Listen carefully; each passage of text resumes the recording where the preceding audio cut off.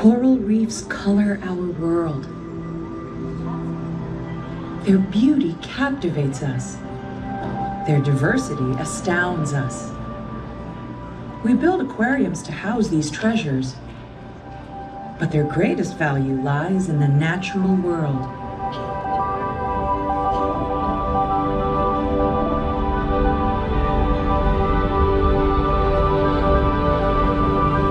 Here, near Devil's Point in the Philippines, we are immersed in one of Earth's most diverse ecosystems. A system that harnesses the power of the sun through a unique collaboration between animals and algae. A system that supports thousands of species by making efficient use of often scarce nutrients. Hidden in these nooks and crannies, we find a multitude of organisms in a complex web of connections.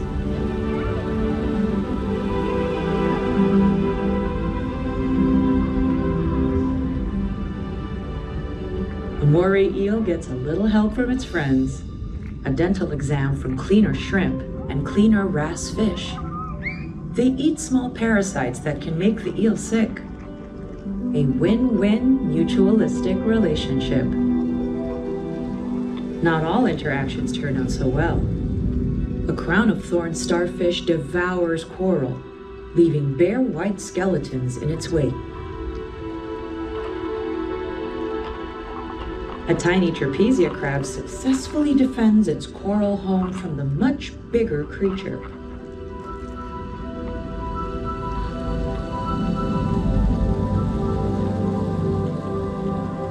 And a brightly colored nudibranch dines on sponges growing on the reef. Its colors warn predators to stay away. Chemicals ingested by the nudibranch make it poisonous. We observe these species and many more, but what we can't see are all the relationships that link them to one another. Most importantly, they take part in a food web, overlapping connections of producers and consumers, predators and prey.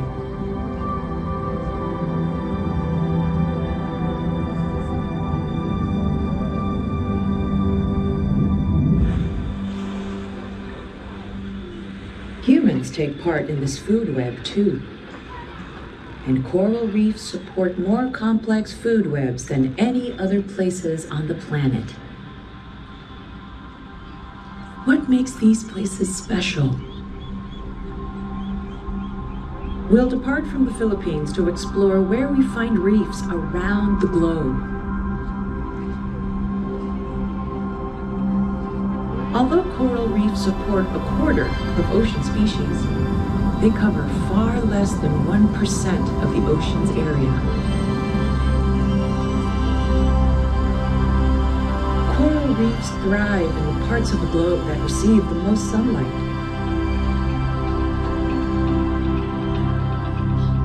Earth's equator divides our planet into the northern and southern hemispheres. And a band around the equator, the tropics, receives consistent sunlight throughout the year. Coral reefs line about a third of tropical coastlines. This part of our world takes in the most energy from our star, the sun.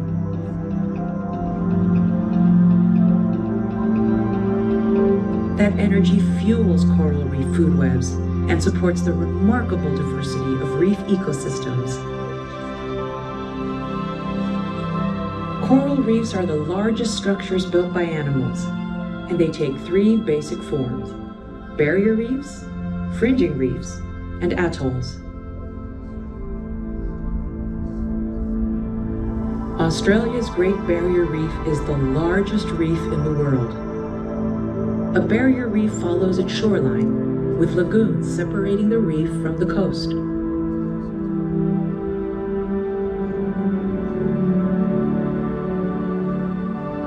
Here in Curacao, just off the coast of South America, we see a fringing reef, which grows directly from the shoreline, forming a border along the coast.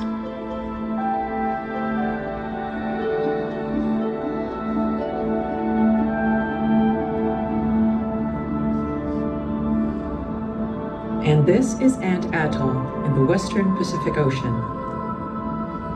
An atoll forms when a volcanic island sinks beneath sea level, leaving behind a ring of coral.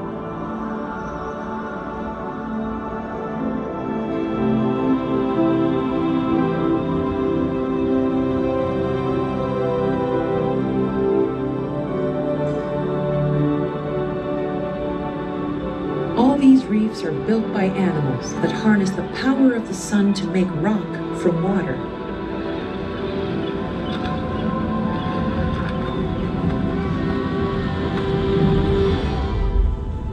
This Philippine reef includes many species of living coral. Delicate soft corals are more common, but it's mostly the hard corals that construct reefs. And they've been doing that job for more than 100 million years.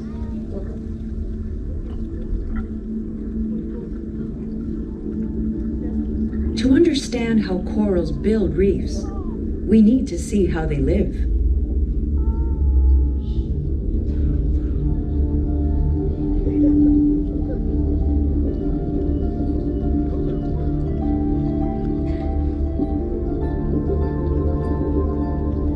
Each coral is actually made up of a colony of tiny animals called coral polyps. And like all animals, they eat.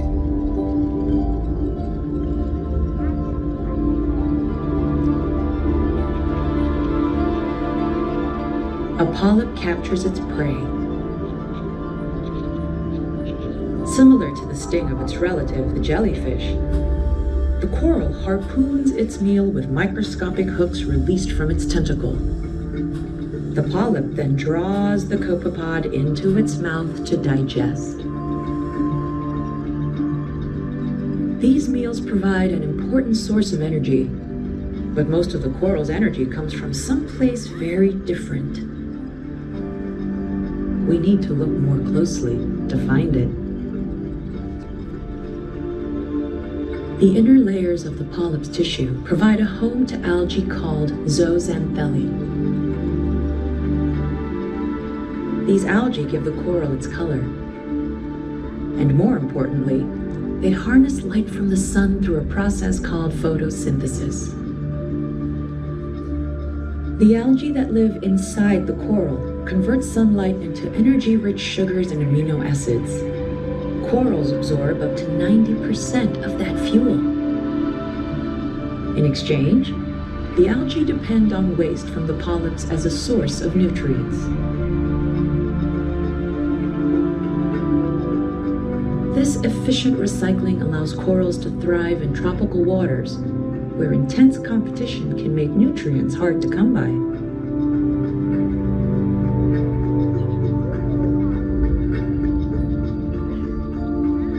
Let's look inside a polyp to see how it helps build a reef. It takes carbon from algae and seawater and turns it into calcium carbonate. When you breathe, you exhale carbon dioxide. All animals do, including corals. But their carbon combines with calcium from the ocean to create calcium carbonate. Corals use this chalky compound to build their skeletons. Hard coral polyps push away from the surface on which they reside, then fill the gaps with calcium carbonate. Repeating this process over and over, they help construct entire reefs.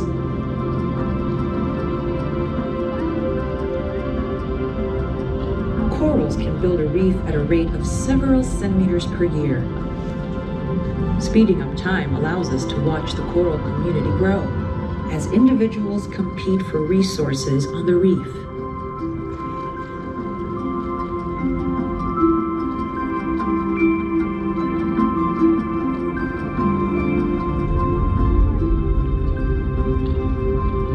This slow, steady process can go on for a long time. Some reef structures are centuries old.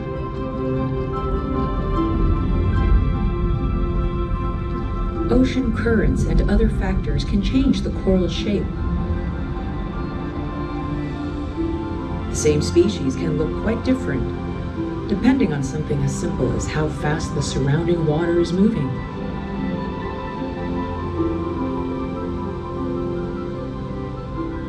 We call this attribute plasticity. Corals' flexible response to their environment helps them adapt to a changing world.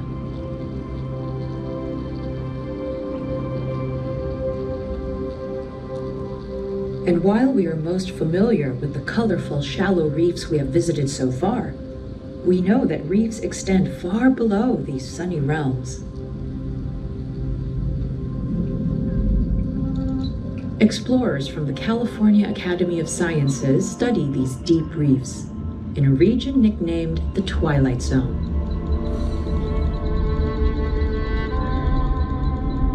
Unlike shallow reefs, corals here survive with little light.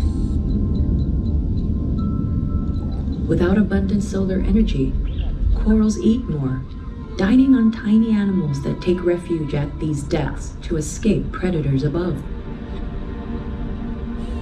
The plasticity of corals serves them well in this low-light environment. Some species have adapted pigments used as sunblock above, making them fluorescent at these depths. The pigments tune weak light to colors that algae can use for photosynthesis.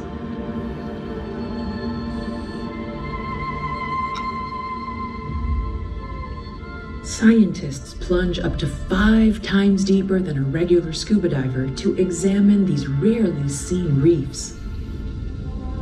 Every visit reveals new discoveries. These benthic ctenophores, for example. The small, sticky jellies cling to abandoned fishing lines, extending long, slender tentacles to grab prey and reel it in rapidly. Each expedition provides clues to conserving and restoring these ecosystems.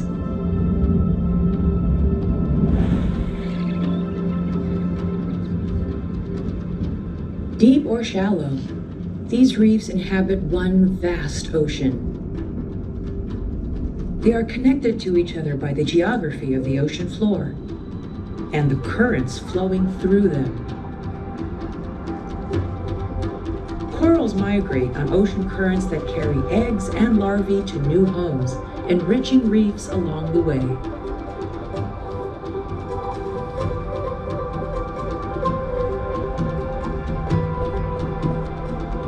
Humanity, too, is connected to this underwater world. Just as corals depend on algae to survive, humans depend on reefs. 500 million people rely on coral reefs for food and income. Many have learned to harvest the reef's bounty sustainably, in a way that supports healthy reef ecosystems. But reefs provide more than food. They also provide protection. Hurricanes, typhoons, and cyclones form over the tropical ocean, sometimes doing serious damage when they make landfall. In 2017, Tropical Cyclone Debbie struck northeast Australia, seen here in satellite images. Satellites have tracked tropical storms over many seasons, so we can speed up time to observe their movement. Bolder lines indicate more intense storms. Healthy reefs protect land from the damaging effects of these tropical storms. Here we see the Mesoamerican Barrier Reef, the largest coral reef in the Atlantic Ocean. When Hurricane Dean struck Mexico's Yucatan Peninsula in 2007, the reef helped shield the shoreline.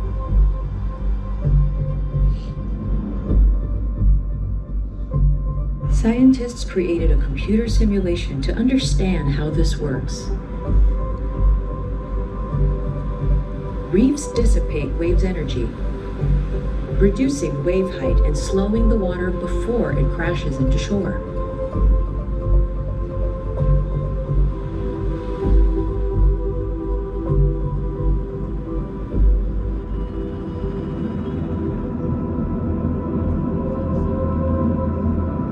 Worldwide, reefs protect hundreds of millions of people living in coastal communities.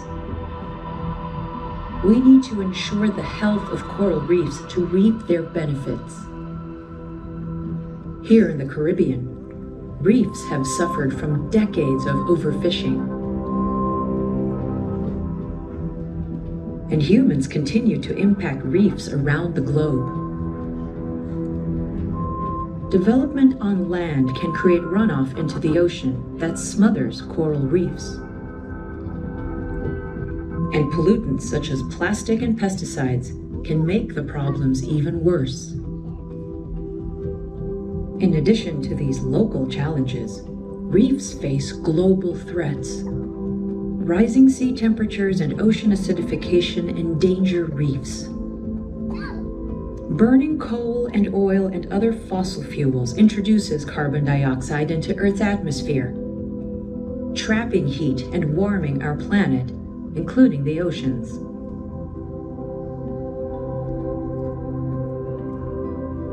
The shallow waters of the Caribbean heat up more quickly than the ocean's depths, so reefs here experience the effects of warming more acutely. Let's visit Curaçao's fringing reef, where we can witness these effects firsthand, and also learn what scientists are doing to help ensure reefs' survival.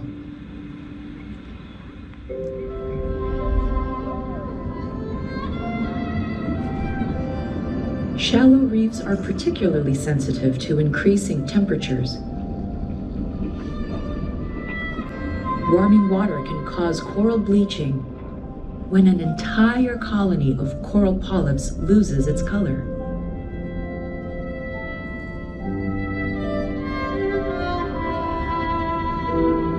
Let's visit an individual polyp to see how this happens.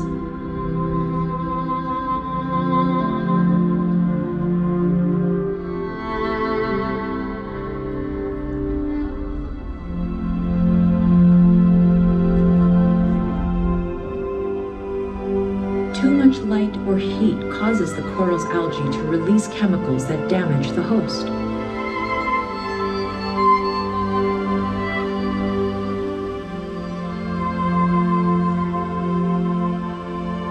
The stressed coral expel their algae, sacrificing their primary energy source in doing so.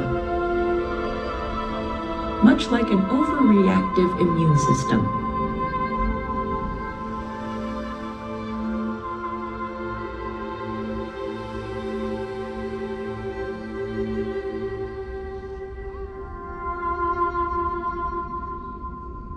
Because corals lose their natural color when they lose their algae, we call this coral bleaching.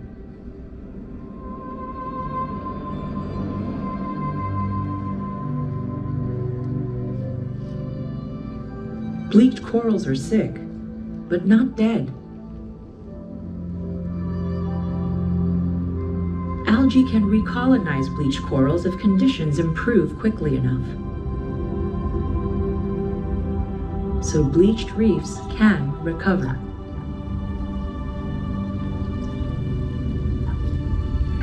And some corals seem resistant to bleaching altogether.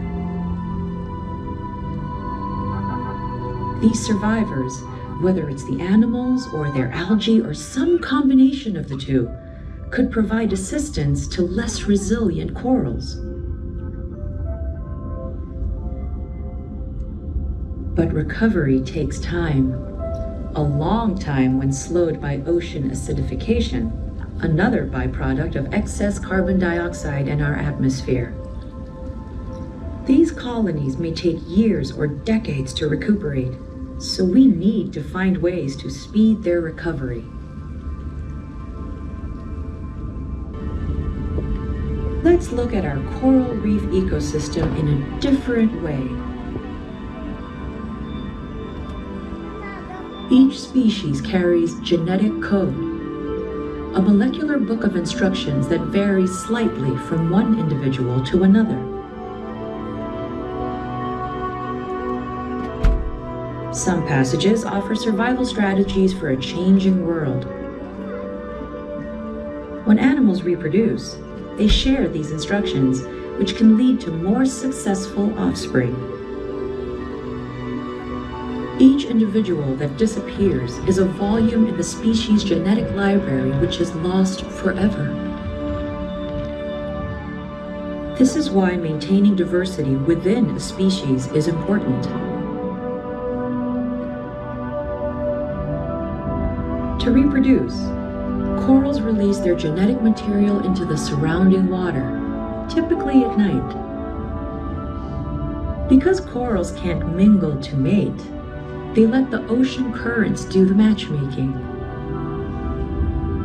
A spawning event can occur at the same time among many species along a reef. Corals sense changes in daylight and water temperature, even the light of the full moon. These cue the corals to release bundles of sperm and eggs that float upward, drifting with the current.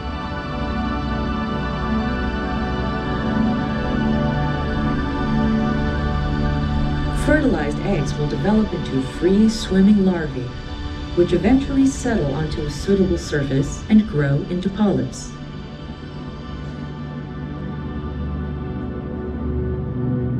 Scientists are exploring methods to help corals reproduce perhaps 1,000 times more successfully. They rescue fertilized eggs from predators, then rear the larvae in a lab before returning them to the wild. This teacup-sized pyramid is home to small coral colonies, each of which started off as a single resilient polyp. The polyps will divide and grow, establishing a new home on the ocean floor. Much like encouraging new growth in a forest, scientists plan to introduce millions of resilient corals into overstressed reefs.